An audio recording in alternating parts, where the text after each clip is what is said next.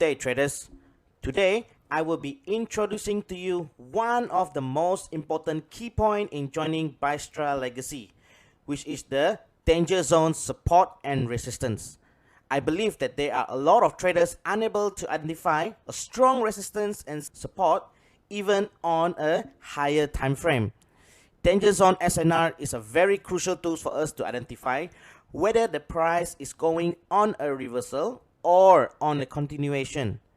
Please pay attention, jot down as much point as possible, and you might gain a lot from this topic. So let's get started, guys. Let's look at the main function for danger zone SNR. So the first thing about danger zone SNR, it is to monitor the zone. So when the price enter the support and resistance danger zone, we have to check whether the price is doing a breakout or the price has reject from the zone. So it will be the monitoring, either rejection or a breakout. Second function is to determine the price direction.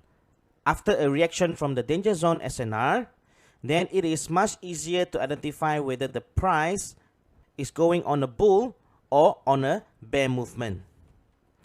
Last but not least, it is the chances for us to entry using the concept of smart entry. So whenever a price has reacted from the danger zone, we will use this opportunity to enter with the F5 setup. It will lower our risk significantly. You will learn about smart entry towards the end of the course after we have learned all the basics. Now let's look at what we shouldn't do when price come into the danger zone SNR. First, never set your order at the danger zone SNR area. It's because, as we mentioned earlier, it is just as a monitoring zone. It's not for us to set our order limits. Secondly, please guys, be smart about your trading. Do not entry full margin at the danger zone SNR. Okay, when there is no rejection, remember guys, do not entry. It will become a very high risk setup. Thirdly, there is no point that you are trying to show off you have a sniper entry just because that you are predicting the price will reject in the danger zone SNR. This is the same case like you're trying to put a PO in this area. Guys, as I said earlier, please, there is nothing smart about trying to show off your sniper entry. The only thing that is smart to show off your sniper entry when you can lower down your risk so much that it is even lower than a 10 pips. You will learn this one about the smart entry later on. But most important guys, do not do this. High risk and it is not worth it. Please be smart and do not try to show off something that is not worth to lose. Now let's look at the detail of the danger zone SNR. First, we are able to identify a good strong support and resistance. So for currency pair, normally the valid time frame would be daily and above. For me, my preference, I always prefer to use weekly. It is much stronger. Of course, definitely, it is more reliable. Daily, yes, if it is the same aligned together with the weekly time frame. So guys, currency pairs, for any normal pairs, do not use it at the time frame of H4 and below. Price will just break out very easily. Now, for time frame, daily and weekly, it is compulsory to have the second movement, whereas the monthly time frame doesn't require the second movement. What is that? I will show you in the next slide. What is a second movement? A second movement is just to strengthen the danger zone SNR.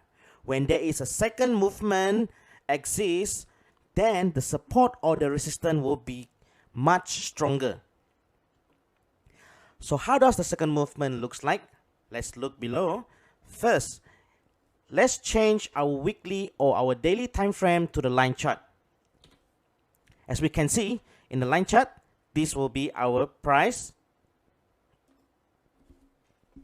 So let's mark the support and the resistance. So bottom here will be your support. At the top here would be your resistance. So this is considered as a big movement. When the price touch this support and quickly react, go upwards quickly as well, then this is considered as a big movement. This is also a big movement. This also can be considered as a big movement.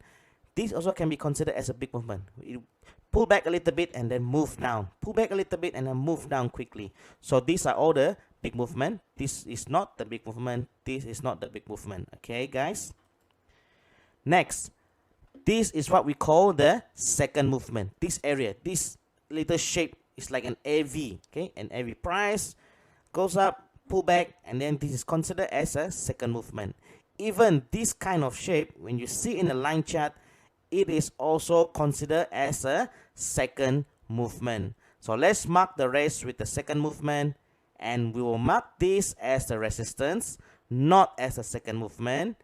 This will become a second movement as well. So there is no such thing as a third movement or the fourth movement. The moment when price has a resistance on the top, this will be your second movement, and this will be your resistance. Come back down, this will be your second movement.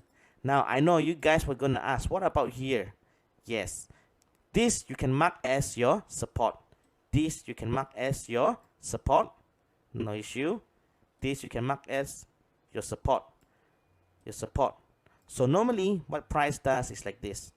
Even though this is a second movement, doesn't mean that we will ignore this area. We will still mark this as our danger zone, as a monitoring area. But most likely that the price will react towards a support and resistance that is very strong when there is a second movement. Is normally at this area, with this area, or this area. Okay, so when price comes back to this area, then it will go all the way down again. Same goes when price comes back to this resistance here, and then price will go all the way down. So most likely the price will react when there is a strong resistance with a second movement. Now guys, I'm going to show you why is it that the monthly time frame doesn't require the second movement. As we all know, in 1 month there are 30 days, definitely there are more than 4 weeks. As you can see, on a monthly time frame, normally you will see like this: one candlestick, and one candlestick. However, if you move to the weekly time frame, you will see something similar like this.